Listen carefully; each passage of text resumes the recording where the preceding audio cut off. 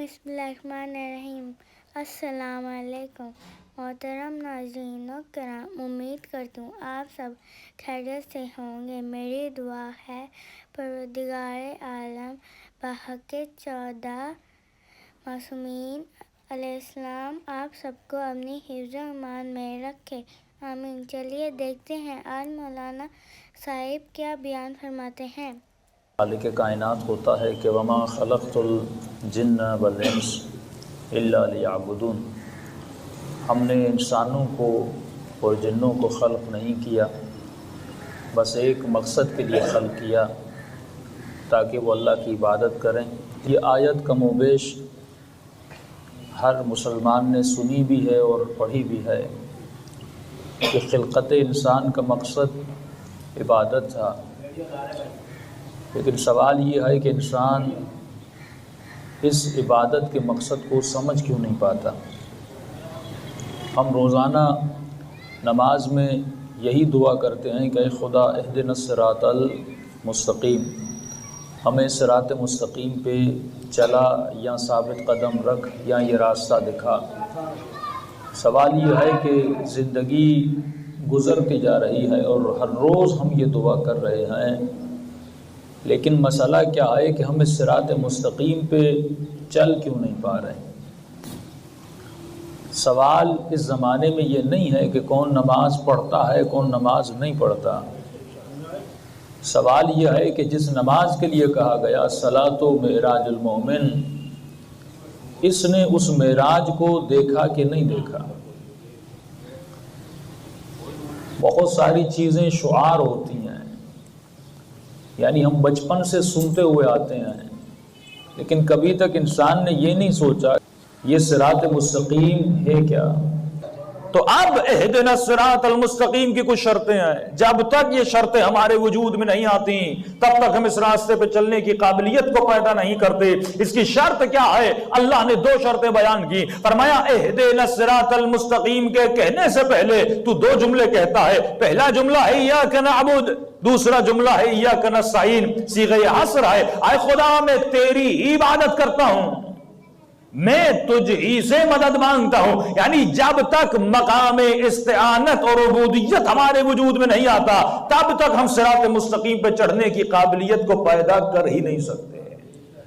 यानी सिरात मुस्तकीम सामने है, लेकिन अगर इस पे चढ़ना चाहते हो, इस टूल प्लाजा पे आना चाहते हो, तो अपने वजूद में नअबुद को पैदा करना होगा, नस्तईन को पैदा करना होगा। तो आप पूछेंगे मौलाना मुझे कैसे पता चले मैं मकाम नअबुद पर आया कि नहीं, मैं मकाम नस्तईन पर आया कि नहीं। तो सिंपल सी मिसाल है, मोमिन अपने आप से पूछे 70 साल मेरी जिंदगी गुजर गई, 50 साल मेरी जिंदगी गुजर गई, अगर 20 साल पहले जैसी मेरी नमाज थी आज भी अगर मेरी नमाज वैसी की वैसी है, इसका मतलब मेरी नमाज में तरक्की नहीं आ रही। कि मौला अली फरमाते मलऊन है वो मलऊन है जिसका आज उसके कल से बेहतर नहीं है। तो ये कैसा मोमिन है जिसकी नमाज में तरक्की नहीं आ रही। 20 साल जैसी इसने नमाज पढ़ी थी आज भी वैसी की वैसी नमाज है, ये मेराज तक नहीं पहुंच पा रहा। 20 साल जैसे इसने मजलिस सुनी थी, 20 साल पहले जैसे इसने दुआ की थी आज भी अगर वैसी ही दुआ है, इसका मतलब इसके वजूद में स्पिरिचुअलिटी और रूहानियत नहीं बढ़ रही। अगर रूहानियत बढ़ नहीं रही, अगर इसकी नमाज में तरक्की नहीं है, भाई आपके बैंक अकाउंट में तरक्की आ रही है, 0 बढ़ रहे हैं, आपके घर में तरक्की आ रही है, आपकी गाड़ी में तरक्की आ रही है, आपके लिबास में तरक्की आ रही है। वो बच्चा जो छोटा सा बच्चा है अगर पहली क्लास में पढ़कर अब उसको भी इतनी समझ है कि बाबा मुझे दूसरी क्लास में डालो, और दूसरी क्लास पढ़ ली कहते बाबा आप तीसरी क्लास में डालो, तीसरी क्लास पढ़ ली कहते बाबा चौथी में डालो। अगर पहली क्लास के बच्चे को पास होने के बाद आप पहली में डालोगे वो बच्चा भी एतराज करेगा। लेकिन ये कैसा अली का शिया है, ये कैसा इमाम ज़माना का मानने वाला है कि 20 साल जिंदगी गुजर गई, 50 साल जिंदगी गुजर गई, सर के बाल सफेद हो गए, नमाज वैसी की वैसी। तभी मेरे छठे इमाम फरमाते अगर किसी ने ऐसी नमाज पढ़ी सल्लल्लाहु अलैहि वसल्लम, अगर किसी ने ऐसी नमाज पढ़ी 2 रकात नमाज जिस नमाज में उसके वजूद में हुजूर हो, तो मौला फरमाते हैं वजब अलैहिल जन्ना, मैं जाफर सादिक गवाही देता हूं उस पे जन्नत वाजिब हो जाती है। 2 रकात नमाज में कितना टाइम लगता है? बहुत ज्यादा 4 मिनट 5 मिनट। اور سوال مولا اتنی نمازیں لوگوں نے پڑھی، 1000 رکعت لوگوں نے نمازیں پڑھی، 100 رکعت لوگوں نے نمازیں پڑھی، آپ نے یہ نہیں کہا کہ ان پر جنت واجب ہے، آپ نے کہا 2 رکعت ایسی نماز جس میں حضور ہو، یعنی شرط قبولیت نماز اور دخول جنت یہ ہے کہ انسان کے وجود میں کیا ہو؟ حضور ہو۔ یعنی اگر 1 گھنٹہ آپ مجلس میں بیٹھیں اور اگر آپ کا ذہن اس مجلس میں نہ ہو تو بیٹھنا اور نہ بیٹھنا کسی کام کا نہیں ہے، لیکن اگر 5 منٹ مومن مجلس میں بیٹھے لیکن حضور قلب کے ساتھ بیٹھے، اس مجلس میں بیٹھنا اس کے لیے واجب جنت بن جاتا ہے۔ اور یہ حضور پیدا کیسے ہوتا ہے؟ سائیکولوجسٹ کہتے ہیں کہ سوال سے حضور پیدا ہوتا ہے۔ اگر مومن اپنے وجود میں حضور کو پیدا کرنا چاہتا ہے، حضور وہی نعبد کا مقام ہے، تو فرمایا خود سے سوال کرو، تمہارے وجود میں حضور پیدا ہوگا۔ ابھی آپ کے ذہن مختلف جگہوں پر پراکندہ ہیں، لیکن اگر میں آپ سے ایک سوال کروں، آپ لوگ کہاں بیٹھے ہیں؟ کس امام بارگاہ میں بیٹھے ہیں؟ اس امام بارگاہ کا نام کیا ہے؟ تو جیسے آپ جواب دیتے جائیں گے ویسے ویسے حضور پیدا ہوتا جائے گا۔ آپ کا مختلف جگہوں سے ذہن دور سے ہٹ کر اور فوراً اس امام بارگاہ میں آ جائے گا۔ فرمایا بالکل اسی طرح اگر مومن اپنے وجود میں حضور کو پیدا کرنا چاہتا ہے، جب نماز کی حالت میں کھڑا ہو جائے فوراً اس کا ذہن ادھر ادھر جانا شروع کر دے تو خود سے سوال کرے کہ تو کہاں پہ کھڑا ہے؟ جواب آئے گا میں مصلی پر کھڑا ہوں۔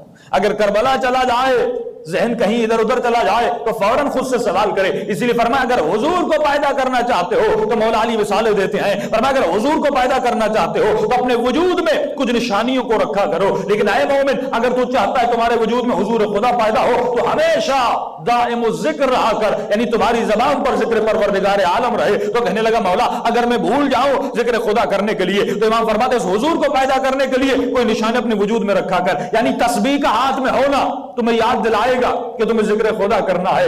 اپنے گھر میں اگر تم امام حسین کی زری لگا دو گے، جیسے زری پر نگاہ پڑے گی فوراً امام حسین کا تصور تمہارے ذہن میں آئے گا۔ جب نماز کو مسجد میں پڑھو گے، اس مسجد پر نگاہ پڑے گی فوراً تمہارا ذہن پروردگار عالم کی طرف جائے گا۔ جب گاڑی میں بیٹھتے ہو ایسی شے اپنی گاڑی میں لگا دو جیسے تمہاری نگاہ اس شے پر پڑے فوراً تمہارے ذہن میں آئے تم کسی پروردگار عالم کے حضور میں ہو۔ اسی لیے آغا طباطبائی سے پوچھا گیا، ان کے شاگرد فرماتے ہم نے کبھی بھی آیت اللہ طباطبائی کو سوتے وقت یہ نہیں دیکھا وہ اپنے پاؤں کو سیدھا کر کے سوئیں۔ ہمیشہ ان سے پوچھتے تھے قبلہ آپ اپنے پاؤں کو سیدھا کر کے نہیں سوتے، ہمیشہ آپ کے پاؤں تھوڑے بہت ٹیڑھے ہوتے ہیں؟ تو انہوں نے فرمایا اس لیے پاؤں کو ایسا رکھتا ہوں کیونکہ میں جب یہ سوچتا ہوں میں حضور پروردگار عالم میں ہوں تو مجھے بہترامی لگتی ہے کہ اللہ کے حضور میں اپنے پاؤں کو سیدھا کروں۔